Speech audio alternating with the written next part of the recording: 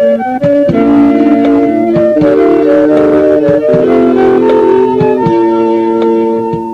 life-changing message you are about to hear tells how over 500 individuals achieved success and accumulated wealth. Napoleon Hill spent 25 years analyzing the accomplishments of financial giants to formulate proven laws of success to think and grow rich. Individuals he studied included notables such as Henry Ford, Thomas A. Edison, Andrew Carnegie, Theodore Roosevelt, Dr. Alexander Graham Bell, and John D. Rockefeller. These individuals of great wealth began with nothing to give in return for riches, except thoughts, ideas, and organized plans. As a result of this study, Napoleon Hill capsulized his now famous 13 success principles. These will be shared with you as you listen to this tape. This formula for success describes what to do and how to do it. It provides you with a perfect system to help you think and grow rich. One of the most important ideas incorporated into Napoleon Hill's laws of success is that riches cannot always be measured in money. Material resources are essential for freedom of body and mind, but other important riches include lasting friendships, harmonious family relationships, sympathy and understanding between business associates, and spiritual peace of mind. If you listen, understand, and apply Napoleon Hill's philosophy, you will be better prepared to attract and enjoy these higher values or riches. Furthermore, Napoleon Hill's laws of success will convince you that riches are not beyond your reach. His ideas will show you that you can be what you wish to be, and you can enjoy money, fame, recognition, and happiness if you are ready and determined to apply the 13 success principles of Think and Grow Rich.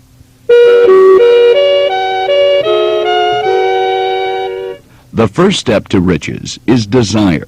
When a person genuinely desires a thing so deeply that he or she is willing to stake the entire future on it, that person is sure to win because of a mind made up to work until that goal is achieved. Millions of people look back at the achievements of Henry Ford, now that he is a legend, and envy him because of his good fortune, or luck, or genius, or whatever else they credit for his wealth. But the secret of Ford's success was his desire. A single illustration shows how his desire led to his riches. Ford decided to produce his now famous V8 motor. He chose to build an engine with the entire 8 cylinders cast in one block, and instructed his engineers to produce a design for the engine.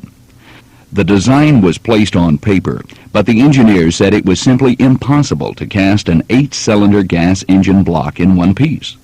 Ford said, "Produce it anyway." "Impossible," the engineers kept saying. Ford commanded, "Stay on the job until you succeed, no matter how much time is required." At the end of the year, Ford checked with his engineers, and again they informed him they had found no way to carry out his orders. "Go right ahead," said Ford. "I want it, and I'll have it." They went ahead, and finally, the secret was discovered. Henry Ford was a success. He earned riches and fame because he understood and applied the first principle of success, that of desire. Remember this Ford story as you listen to this tape, for you can equal his achievements in almost any calling for which you are suited. Just as Ford did, you can convert ideas into money. You may begin without finances, but if you have desire, you can do it. Another true story demonstrating the power of desire to help you think and grow rich involves Edwin C. Barnes, who just after the turn of the century resembled a tramp as he climbed down from a freight train in Orange, New Jersey. But his thoughts were those of a king. He made his way from the railroad tracks to the office of Thomas A. Edison, his mind ever at work. He saw himself standing in Edison's presence. He heard himself asking Mr. Edison for an opportunity to carry out one consuming obsession of his life, a burning desire to become the business associate of the greatest inventor there ever was. Because Barnes kept that thought ever before himself, a few years later he stood before Edison in the same office. This time his desire had been translated into reality, for he was in business with Edison. The dominating dream of his life had become a reality. Barnes succeeded because he chose a definite goal, placed all of his energy, all of his willpower, all of his efforts, everything, his desire back of that goal.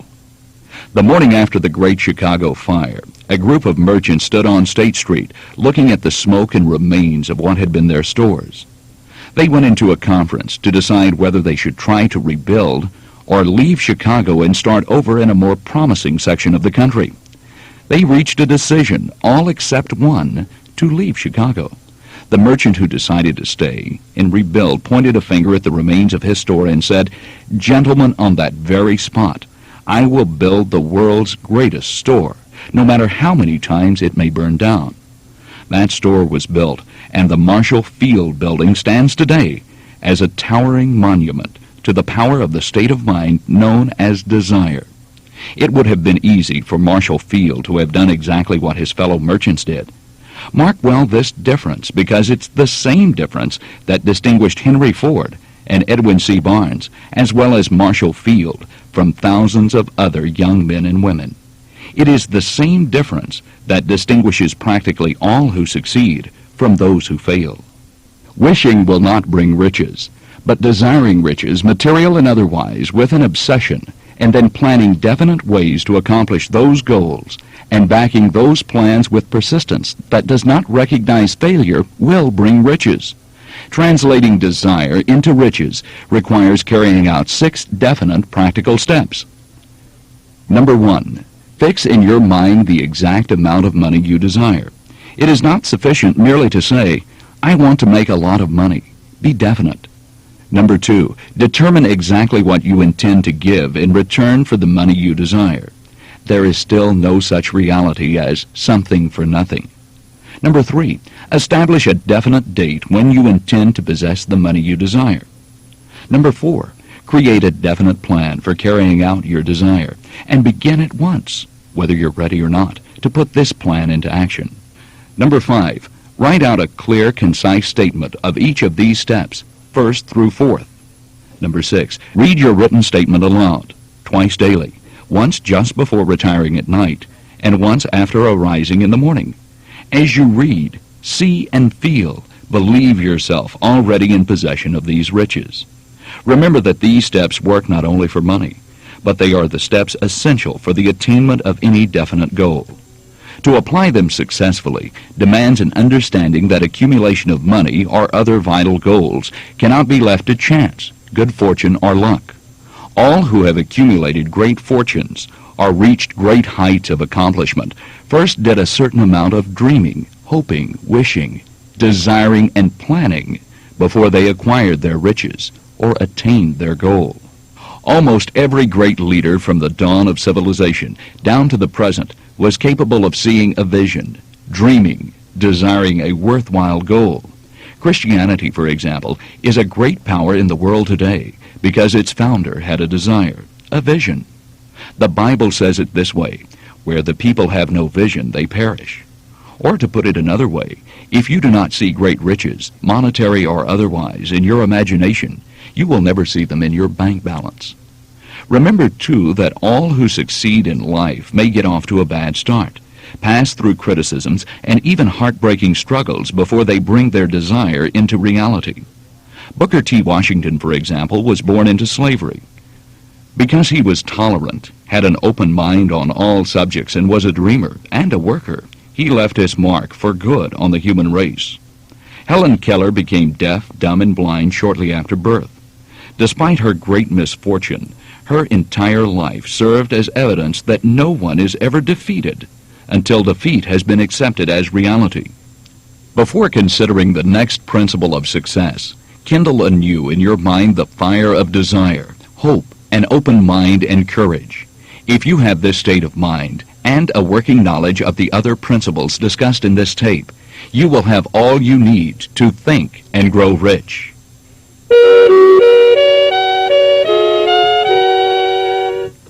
Faith is the second powerful principle for a richer and fuller life.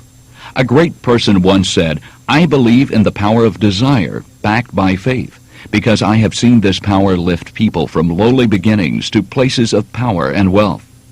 Faith is a state of mind that you can develop at will as you master the 13 principles of Think and Grow Rich.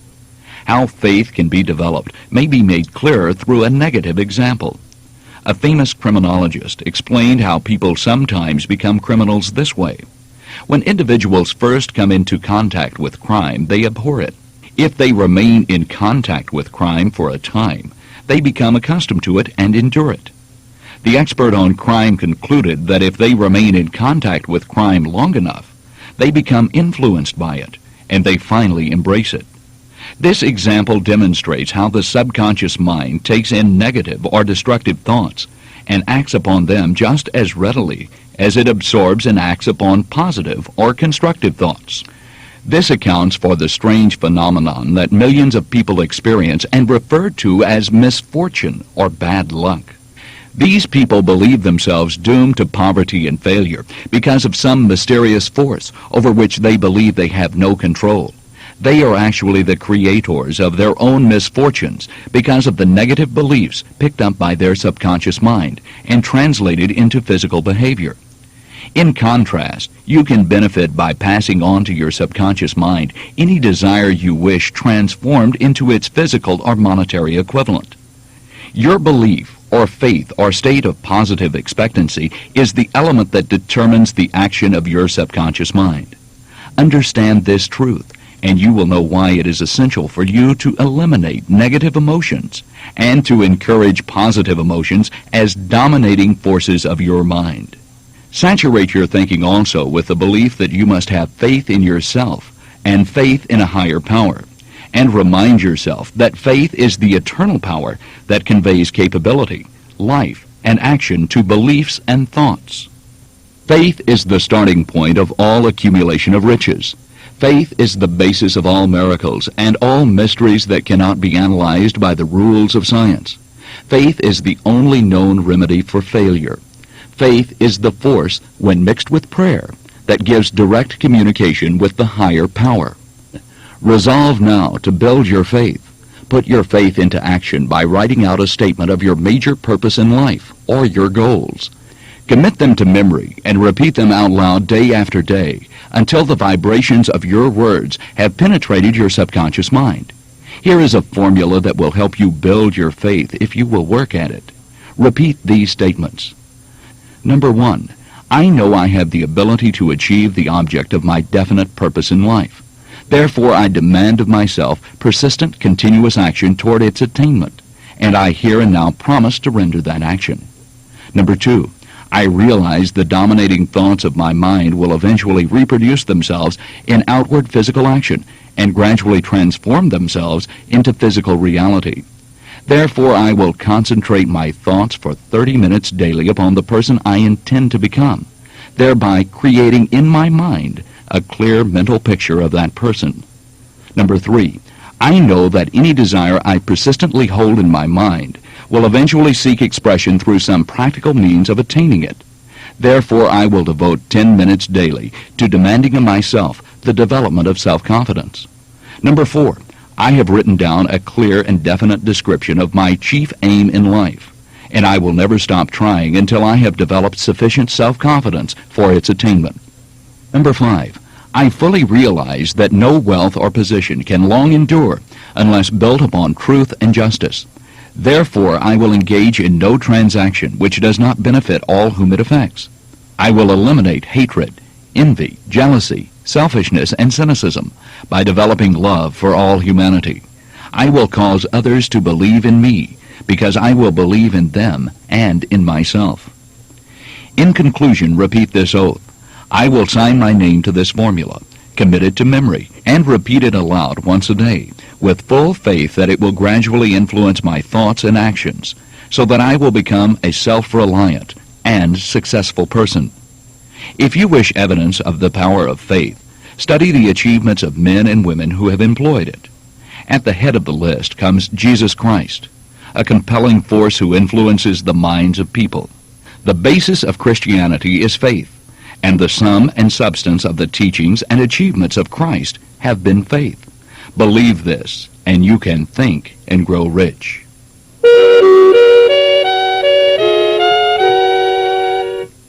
The third step toward riches is self-suggestion, a method of feeding creative thoughts to your subconscious mind. When you read aloud twice daily the written statement of your desire for money, as you were instructed to do, you are using self-suggestion. And when you see and feel yourself already in the possession of the money, you are using self-suggestion to communicate the object of your desire directly to your subconscious mind in a spirit of absolute faith. When reading aloud this statement of your desires, remember that the mere reading of the words is of no consequence unless you mix emotions or feelings with the word. If you were to repeat 1,000,000 times a day the famous Emile Coué formula, day by day in every way, I'm getting better and better, without mixing emotion and faith with your words, you will experience no desirable results. Your subconscious mind recognizes and acts only upon the thoughts that are saturated with a spirit of burning obsession and absolute faith. Hand your goals over to your subconscious mind and see what it can do to create practical plans for the accumulation of money through the transformation of your desire. But don't wait for definite plans. Begin at once to see yourself in possession of the money, demanding and expecting that your subconscious mind will develop and hand over the plans you need. Be on the alert for these plans. When they appear, put them into action immediately. Failure to do this may be fatal to your success. These instructions may at first seem abstract or impractical, but if you follow these instructions, your skepticism will soon be replaced by belief and faith, and a whole new universe of power will unfold to you. This idea is the cornerstone of your future. Follow these instructions explicitly, for there are no limitations to the mind except those we acknowledge. Both poverty and riches are the offspring of thought.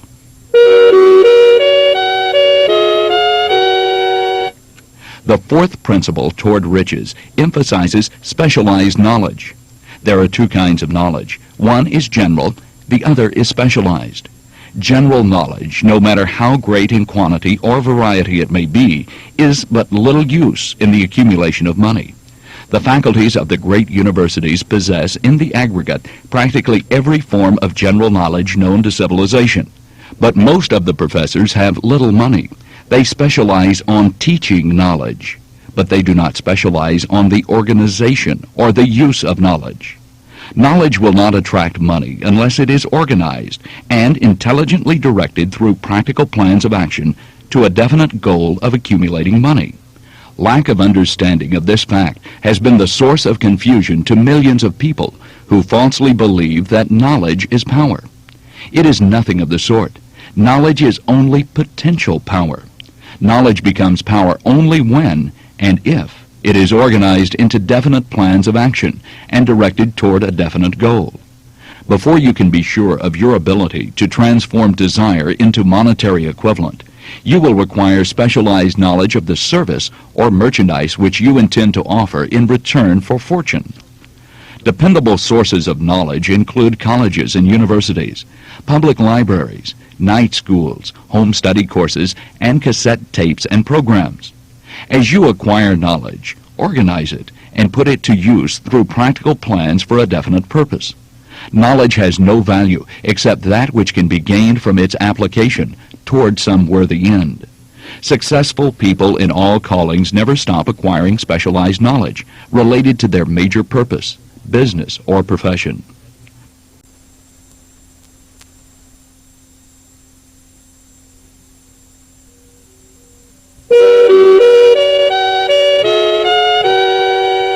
The fifth principle to help you think and grow rich is imagination, the one quality needed to combine specialized knowledge with ideas in the form of organized plans designed to yield riches. There are two kinds or forms of imagination. First, synthetic imagination. Through this form of imagination, one uses experience, education, and observation to arrange old concepts, ideas, or plans into new combinations. The second form of imagination is creative imagination. Through creative imagination, the finite mind of each human being has direct communication with the higher power, the infinite intelligence. It is from this power that inspirations and hunches are received, and it is this source that provides all new ideas to people. Creative imagination works automatically only when the conscious mind is stimulated by a strong desire. And the more one uses the creative imagination, the more effective and productive it becomes.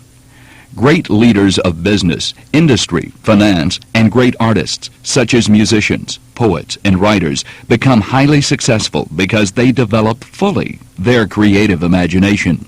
Millions of people go through life hoping for favorable breaks, but God seems to throw himself on the side of people who do not depend on luck or getting a break, but who know exactly what they want and use creative imagination to get it. The story of practically every fortune starts with the day that a creator of an idea and a seller of ideas got together and worked in harmony. Keep in mind as you stretch your creative imagination and as you follow the other principles for success, that the entire story of how one may convert desire into money cannot be told in one simple statement. The story will be completed only when you have mastered, assimilated, and begun to use all of the principles and carry them out in the ways best suited to your needs. Using your imagination takes determination, definiteness of purpose, and the desire to attain the goal, as well as persistence, a burning desire, and obsession. Ideas are like that. First, you give life and action and guidance to ideas. But if they are true and good, then they take on a power of their own and sweep aside all opposition. One of the greatest examples is the power of Christianity, that began as a simple idea. Its chief tenet was, "Do unto others as you would have others do unto you." Christ has gone back to the source from whence he came, but his idea, or truth, goes marching on.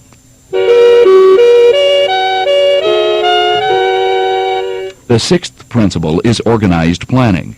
Definite, practical plans are essential for turning your specialized knowledge into riches. First of all, ally yourself with a group of people who can help you formulate and carry out your plans. This is your mastermind group. You must have the advantage of the minds of others, for no individual has sufficient experience, education, ability, and knowledge to ensure the accumulation of a great fortune without the cooperation of other people. Consider the wisdom in the oft-quoted line, "No man is an island unto himself." Decide what advantages and benefits you can offer the individuals in your group in return for their cooperation, for no one will work indefinitely without some form of compensation. Meet with your group at least twice a week, or more, until you have perfected your plans for the accumulation of the money. When your plans do not work, modify them or build other plans in consultation with your mastermind group. Several major attributes of leadership must be developed so your organized planning will be successful and so you can reach your goals. The first attribute is unwavering courage. You must be brave enough to carry out your plans, sometimes in the face of skepticism and discouragement. Other vital traits of leadership are self-control, a keen sense of justice, and the ability to cooperate with others. You must also be willing and able to assume responsibility. You must be decisive. You must develop the unwavering habit of doing more than you are paid for. And a fundamental requirement to think and grow rich is a pleasing personality. A look at the major faults of leaders who fail will also help you, because it is just as essential to know what not to do as it is to know what to do. A major weakness is unwillingness to render humble service. Real leaders are ready and willing to do whatever it takes to get the job done. They do not display false pride and consider some jobs beneath their dignity. They encourage and help or serve people at all levels. Wisdom is reflected in the age-old statement, "The greatest among you shall be the servant of all." Another major fault includes inability to organize details. A true leader, of course, discerns which details need to be organized and which ones can be delegated. The expectation of pay for what they know instead of what they do is another downfall of would-be leaders. The day is long past when leaders can remain leaders on the basis of head knowledge or image. Today's competitive world demands more. It demands results and productivity. Overemphasis on the authority of leadership and title is a similar reason for failure. Selfishness is another quality of those who fail. One example of selfishness is failure to give credit when credit is due, or failure to praise others for their contribution to your success.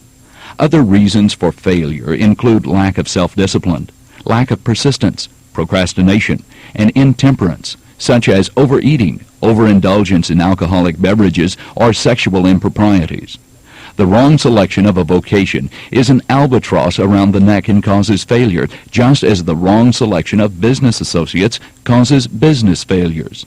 You simply must choose an endeavor you believe in and are willing to work hard to accomplish your goals. Lack of capital is also a common cause of failure among those who start out in business for the first time. Many aspiring business people fail because they do not have sufficient reserves of capital to absorb the shock of their mistakes and to carry them over until they have established a reliable reputation. If your goal is working in a certain position, knowing when and how to apply for that position is imperative for success. Use every possible resource for gathering the information you need to help you gain the position you desire. America is one of the greatest lands of opportunity there is, but millions of men and women throughout this nation are still trying to get without giving. This philosophy simply will lead to failure. Organizing your plan and successfully marketing your services or merchandise demand that you recognize the golden rule, and not the rule of gold, in your efforts to think and grow rich.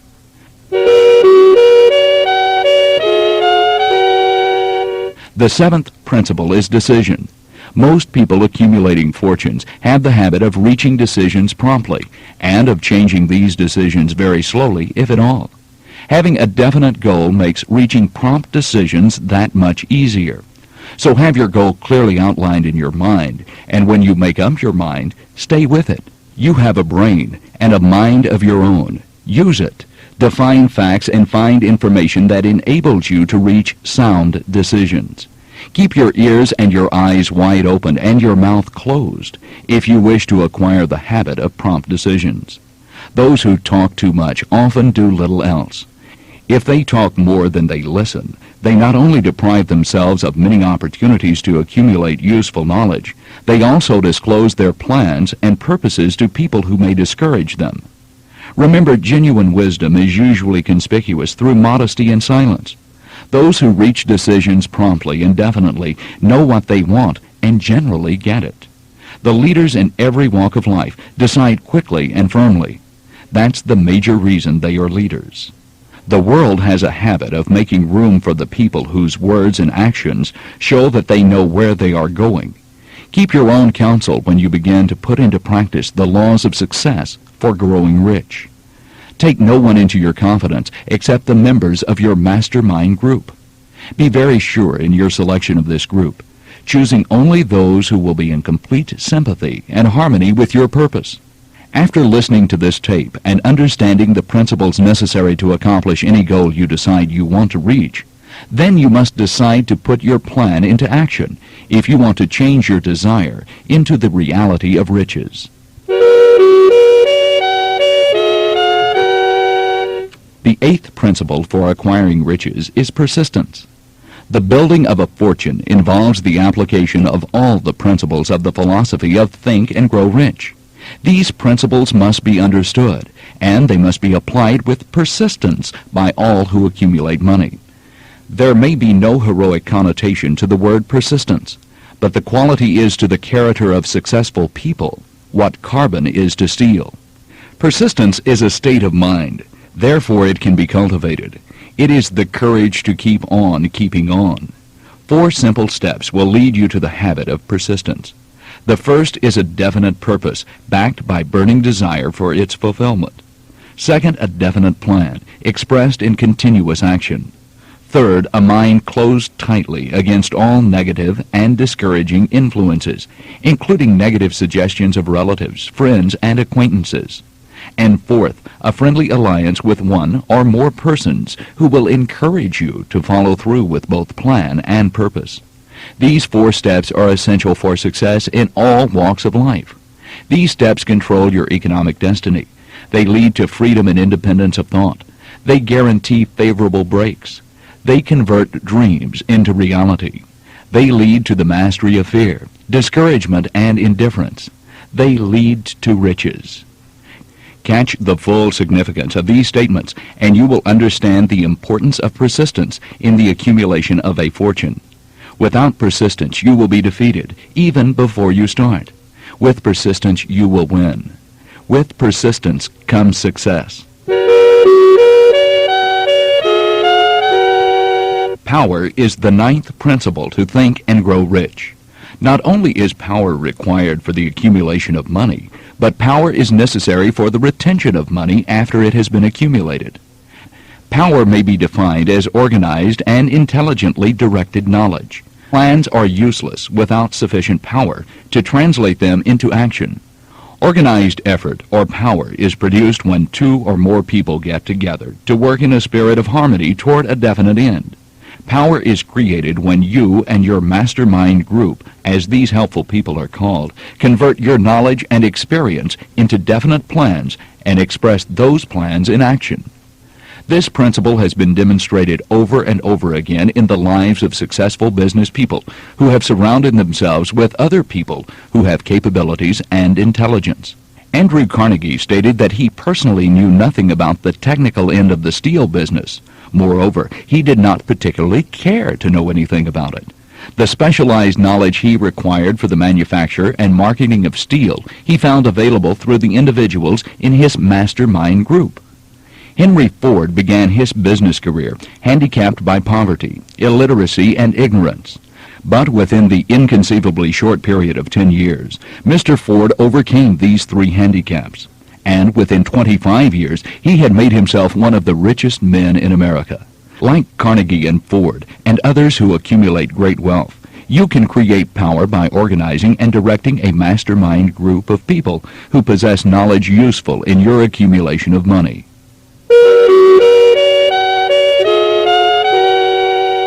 The 10th step toward riches has to do with the proper channeling of all your psychic and emotional energy, your innate drive to succeed. Or to put it another way, your desire for self-manifestation. Whatever you choose to call this compelling force, you need to develop outlets for it through forms of expression that enrich the body, mind, and spirit. For you to succeed and to draw on your innate energy and enthusiasm, your relationships with other people must be right. That is, they must be respectful and considerate. Or to put it simply, your attitude toward others must be based on love. This love may be manifested or demonstrated within marriage and family, toward your business colleagues, and it may find expression in other ways, such as working for charitable organizations or helping people who are not able to help themselves. In summary, this 10th principle of success emphasizes the riches of right relationships with others. People who genuinely want to think and grow rich recognize the power of love and channel it in positive ways.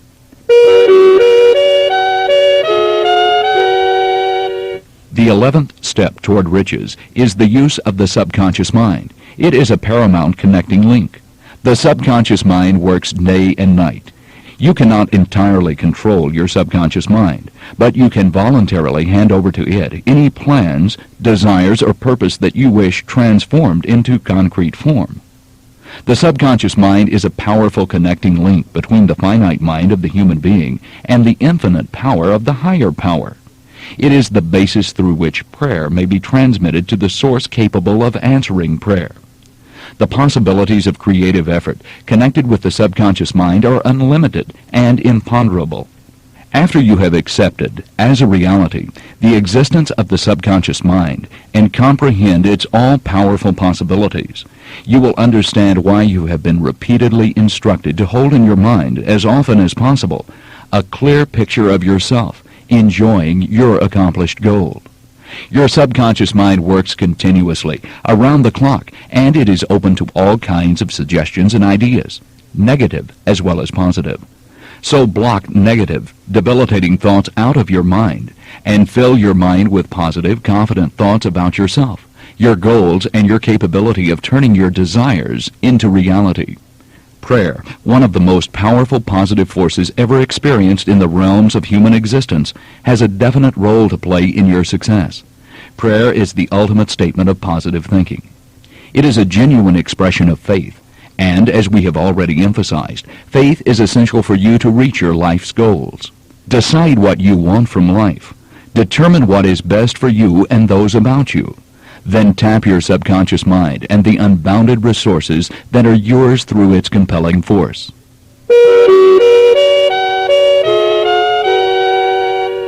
The 12th principle of Think and Grow Rich deals with the brain. Fortunately, everyone has one, and it is far more miraculous, intricate, and capable than any of today's most sophisticated computers. Your brain is a powerhouse. The only sad thing about the brain is that we underutilize it. Psychologists tell us that the average person uses only about 10% of potential brain power. Decide today to begin using your God-given brain. Stretch it, challenge it, work it, give it the goals you wish to accomplish, and watch your dreams come true.